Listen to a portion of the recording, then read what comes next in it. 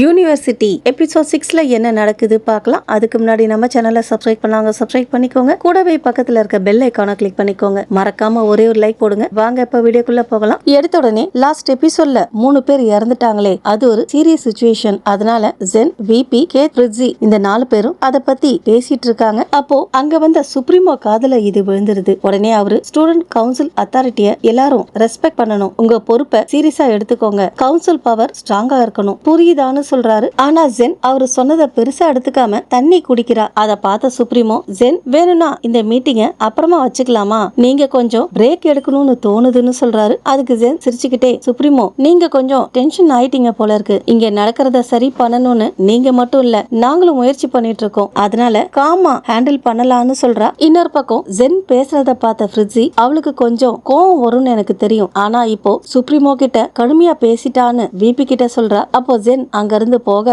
Supremo அவளை நிறுத்துறாரு. இன்னொரு பக்கம் விபி, ஃப்ரிட்ஸி கொஞ்சம் வெயிட் பண்ணு, என்ன நடக்குதுன்னு பார்க்கலாம், உன்னோட பொசிஷன் திரும்ப கிடைக்கலாம்னு சொல்றாரு. அப்போ சுப்ரீமோ ஜென் கிட்ட, நீங்க இப்ப சொன்னதை இன்னொரு தடவை திருப்பி சொல்ல முடியுமான்னு கேக்குறாரு. நான் சொன்னது உங்க காதுல தெளிவா விழுந்திருக்கும், கேட்காத மாதிரி நடிக்காதீங்க, உனக்கு இன்னும் கொஞ்சம் டிசிப்ளின் மெயின்டைன் பண்ணணும்னு சுப்ரீமோ காமா சொல்லிட்டு விபி கிட்ட மேடம் வயலட் கேட்ட ஃபைல்ஸை எடுத்துட்டு வாங்கன்னு சொல்றாரு. உடனே விபியும் ஃபைல்ஸ் எடுக்க போயிடுறாரு. அடுத்ததா சுப்ரீமோ ஜென் கிட்ட, விபி கொண்டு வர ஃபைல்ஸை போட்டோ காப்பி எடுத்து அதை இங்க கொண்டு வா, அதுக்கப்புறம் அட்மின் ஆபீஸ்ல சப்மிட் பண்ணிடுன்னு சொல்றாரு. ஜென்னும் சரின்னு சொல்லிட்டு போயிடுறா. அவ போனதுக்கு அப்புறம் ஃப்ரிட்ஸி சுப்ரீமோ கிட்ட, நீங்க எடுத்த ஆக்ஷன் கொஞ்சம் மைல்டா இருந்த மாதிரி தோணுச்சுன்னு சொல்றா. அதுக்கு சுப்ரீமோ, என்னோட முடிவை நீ கேள்வி கேக்குறியா, இப்போ நீ செக்ரட்டரி பதவியில இல்ல, அதனால அபிஷியலா கருத்து சொல்றதுக்கு உனக்கு வாய்ப்பு இல்லன்னு சொல்றாரு. உடனே ஃப்ரிட்ஸி அவர்கிட்ட மன்னிப்பு கேக்குறா. அடுத்ததா சுப்ரீமோ, நம்ம மெம்பர்ஸ் எல்லார்கிட்ட இருந்தும் உதவி தேவை, நம்மள முழுசா மதிக்காதவங்க கிட்ட இருந்து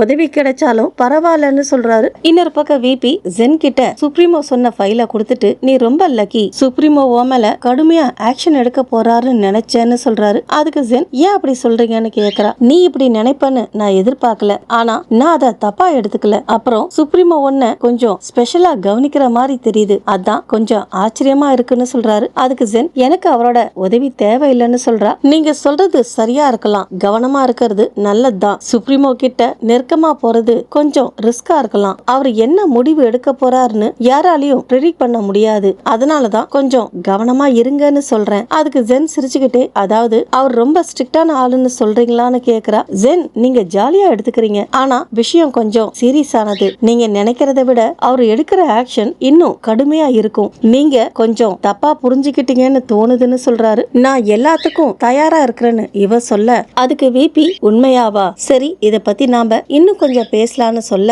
அதுக்கு ஜென், சொன்னதை ஃபாலோ பண்ண முடியாதா, எனக்கு வேலை இருக்குன்னு சொல்றா. உங்க வேலையை சீக்கிரமா முடிச்சிட்டு வாங்கன்னு சொல்லிட்டு விபி போயிடுறாரு. அடுத்துதான் ஜென் போட்டோ காப்பி எடுத்துட்டு அங்க இருந்து கிளம்புறா. அப்ப மனசுக்குள்ள, அவர் என்ன பத்தி கொஞ்சம் சாஃப்ட் கார்னர் வச்சிருக்காரோ, இல்ல மீட்டிங்ல தண்ணி குடிச்சதை வச்சு ஆக்ஷன் எடுத்தாரோ, விபி ஜாலிக்காக சொன்னாரான்னு கூட தெரியல, எதுவா இருந்தாலும் பரவாயில்ல, இப்போதைக்கு அவங்கள விட்டு கொஞ்ச தூரம் இருக்க முடிஞ்சதே நல்லதுதான், குறிப்பா சுப்ரீமோ கிட்ட இருந்துன்னு சொல்றா. வழியில ரோசன் அவ ஃப்ரெண்ட்ஸ் கூட பேசிட்டு இருக்கா. ஜென்னை பார்த்த உடனே அவளை கிண்டல் பண்றா. ஜென் அமைதியா வழிய விடுன்னு சொல்றா. ரோக்சன் வழிய விடாம ஜென் முன்னாடி நின்னு சின்னதா புஷ் பண்றா. அதனால ஜென்னோட பேலன்ஸ் தவறுது. கியூட்டா இருக்குது, உன் லெவல் என்னன்னு உனக்கு இன்னும் புரியல போல இருக்கு. அதுக்கு ஜென், உன்ன மாதிரி ரேங்க வச்சு எல்லாத்தையும் ஜட்ஜ் பண்றவங்களோட ஒப்பீனியனை நான் சீரியஸா எடுத்துக்க மாட்டேன், உன் இமேஜ பத்தி மட்டும்தான் அதிகமா கவலைப்படுற, இப்ப எல்லாரும் முன்னாடியும் உன்னோட உண்மையான முகத்தை காட்டிட்ட. அதை கேட்ட ரோக்சன் கோவத்தை கட்டுப்படுத்த முடியாம கைய உயர்த்திடுறா. அதுக்கு ஜென், கொஞ்சம் வலிக்குது,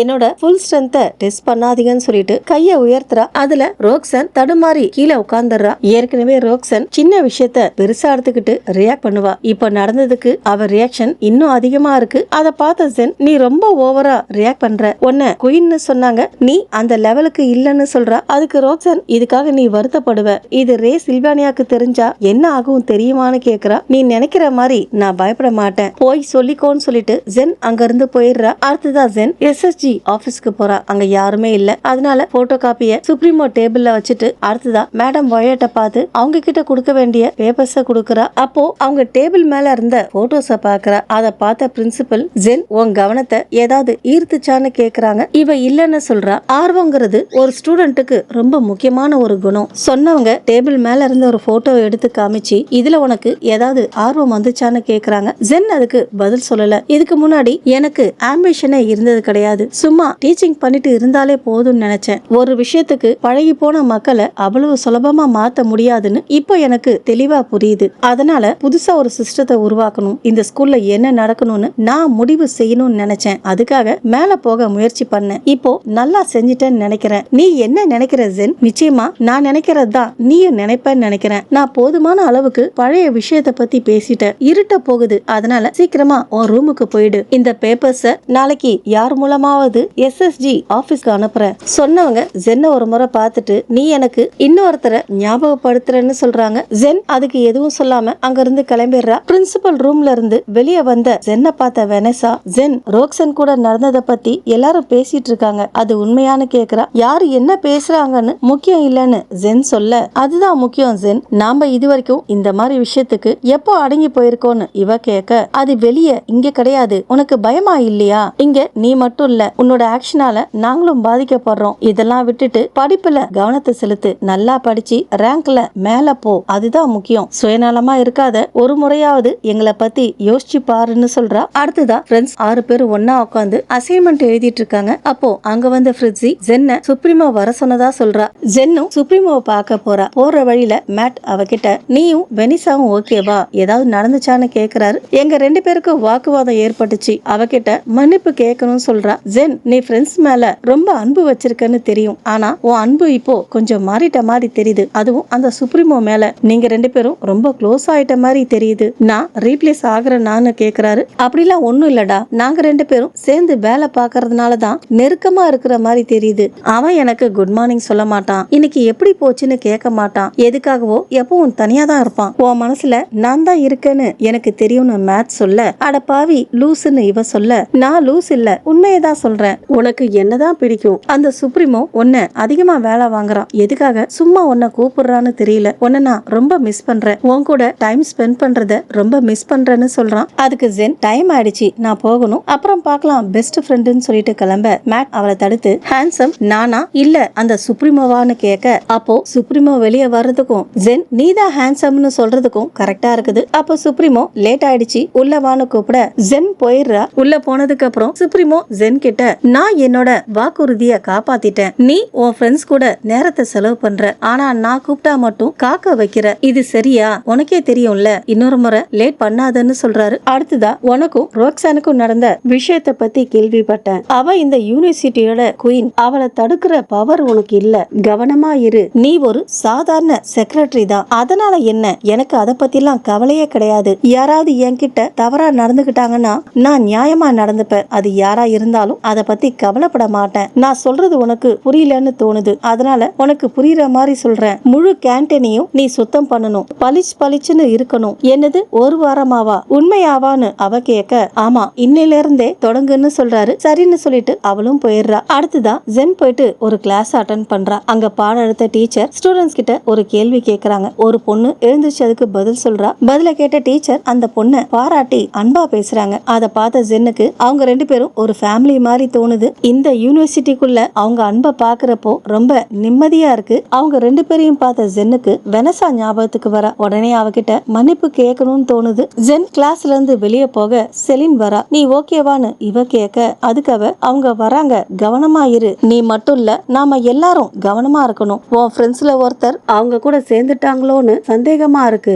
காணாம போன அந்த விஷயத்த கண்டுபிடிக்க அவங்க முயற்சி பண்றாங்க, உன் இடத்துல நான் இருந்திருந்தா ஆளா அதை எதிர்த்து நிக்க முயற்சி பண்ணுவேன்னு சொல்லிட்டு போயிடுறா. அடுத்ததா ஜென் கேஃப்டீரியாவை கிளீன் பண்ணிட்டு இருக்கா. அவ கூட சுப்ரீமோவும் இருக்கிறாரு. அவ பண்ற வேலைய அமைதியா கவனிச்சிட்டு இருக்காரு. அப்போ சுப்ரீமோ மெதுவா ஜென் கிட்ட உனக்கு குடும்பம் இருக்கான்னு கேக்குறாரு. என்ன திடீர்னு கேக்குறீங்க, பேசணும் போல இருக்கான்னு ஜென் கேட்க, பேசிக்கிட்டே வேலை பார்த்தாக்க சீக்கிரம் வேலை முடியும்ல, சீக்கிரம் வேலையை முடிச்சினா நீயும் வெளியே போகலாம், சரி சொல்லு உன் குடும்பம் எப்படின்னு கேக்குறாரு. அதுக்கு அவ எங்களது சாதாரண குடும்பம் தான், என் அம்மா பெரிய உழைப்பாளி, அன்பானவங்க, சீரியல் பாக்குறது ரொம்ப பிடிக்கும், என் அக்கா ஆலிசன் எல்லாத்திலயும் நல்லா இருப்பா, அழகு தைரியம், நாங்க 2 பேரும் எப்பவும் வாக்குவாதம் பண்றதுனால அம்மாவுக்கு எப்பவும் கவலையா இருக்கும், மொத்தத்துல நார்மலான ஃபேமிலி தான், அவங்கள ரொம்ப மிஸ் பண்றேன்னு சொல்றா. அவ சொன்னதை கேட்ட சுப்ரீமோ சரி உன் ஃப்ரெண்ட்ஸ் அவங்க எப்படின்னு கேக்குறாரு. உங்களுக்கு தான் அவங்கள ஏற்கனவே தெரியுமே. ஆமா பேர் மட்டும் தான் தெரியும், என் வேலையில ஸ்டூடெண்ட்ஸை மீட் பண்ண சான்ஸே கிடைக்காது, அவங்க லிமிட்டை தாண்டறப்பதான் கிடைக்கும்னு சொல்றாரு. என் ஃப்ரெண்ட்ஸும் எனக்கு எனக்கு ஒரு குடும்பம் மாதிரி தான். மியா தான் எங்க குரூப்போட ஹார்ட் மாதிரி, சூரியன் மாதிரி ஃபுல் பாசிட்டிவ். டேவ், ஜெரோம் சிரிக்கணும்னா அவங்க தான் ஃபர்ஸ்ட் சாய்ஸ். அப்புறம் வெனேசா உண்மை சொல்லணும்னா அவ என்னை விட தைரியமானவ. கோவமான விஷயமா இருந்தா கூட நம்மள காயப்படுத்தாத மாதிரி சொல்லிடுவா. மேட் அவன் எப்பவும் என் பக்கம் தான் இருப்பான், என்னோட நலன் விரும்பி. நீங்க எப்படி சுப்ரீமோ நான் மட்டும்தான் எல்லாத்தையும் ஷேர் பண்ணணுமா? உங்க குடும்பம் உங்க ஃப்ரெண்ட்ஸ் எப்படின்னு கேக்குறா. அது பெரிய கதை, அடுத்த முறை சொல்றேன்னு சொல்றாரு. அடுத்ததா ஜென் வேலையை முடிக்க அவளை அவர் ரூமுக்கு போக சொல்லிடுறாரு. அடுத்ததா ஜென் ரூமுக்கு போற வழியில ரெட் மாஸ்க் போட்ட சில பேர் அவளை தடுத்து கூட்டிட்டு போறாங்க. அவளை ஒரு சேர்ல உட்கார வச்சிட்டு இருக்க அவங்களோட தலைவன் வரான். அவன் தான் ரேஸ் சில்வானியான்னு சொல்றான். ஆனா ஜென் அதை நம்ப மாட்டேங்கிறா. ஏன்னா உண்மையான ரேஸ் சில்வானியாவை இவளுக்கு தெரியும். அப்ப ஜென் நான் எல்லார்கிட்டயும் சொல்றதுக்கு முன்னாடி விட்டுருங்கன்னு சொல்றா. என்னை பத்தின உண்மை உனக்கு என்ன தெரியும்னு அவன் கேட்க, சில விஷயங்கள் வெளியே வந்தா அது உனக்கு சிக்கல் ஆயிடும். என்ன உண்மை? என்னை பத்தி உனக்கு என்ன தெரியும்? நீ ரே சில்வானியா மாதிரி நடிச்சாலும் மாஸ்க் போட்டாலும் எல்லாரையும் ஏமாத்த முடியாது.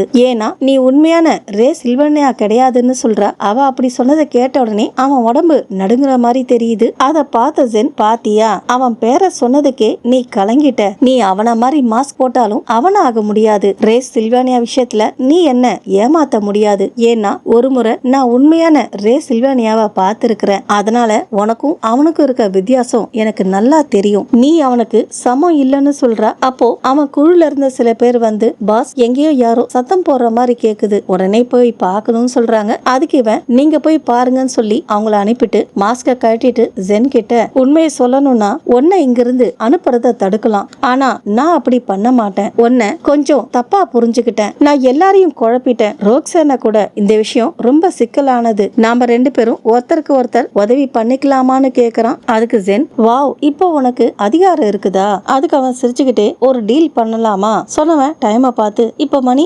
6:53 ஆகுது, உன்னை விட்டுறேன், ஆனா என்ன ஏமாத்த கூடாதுன்னு சொல்றான். அதுக்கு அவ, உன்னோட கைனட்ஸ் ரொம்ப இரிட்டேட் பண்ணுதுன்னு சொல்றா. அவன் சீரியஸா, டைம் போயிட்டே இருக்கு, வெளியே போகணுமான்னு கேக்குறான். அவ தலையாட்ட, வெளியே போகணும்னா இந்த ரகசியம் நமக்குள்ளவே இருக்கணும்னு சொல்றான். ஜென்னும் அந்த டீலுக்கு ஒத்துக்கிறா. அப்புறம் என்ன, அவளை விட்டுறாங்க. அடுத்ததா ஜென் அவர் ரூமுக்கு போறா. அதுக்குள்ள மணி 7 ஆயிடுது. அப்புறம் என்ன, வழக்கமா நடக்கிற விஷயங்கள் நடக்குது. ஜென் எல்லாத்தையும் சமாளிச்சு அவர் ரூமுக்கு போயிடுறா. இதோட தான் இந்த எபிசோட் முடியுது. ஓகே ஃப்ரெண்ட்ஸ், இந்த வீடியோ உங்களுக்கு பிடிச்சிருந்தா நம்ம சேனலை லைக் பண்ணுங்க, ஷேர் பண்ணுங்க. தேங்க்ஸ் ஃபார் வாட்சிங்.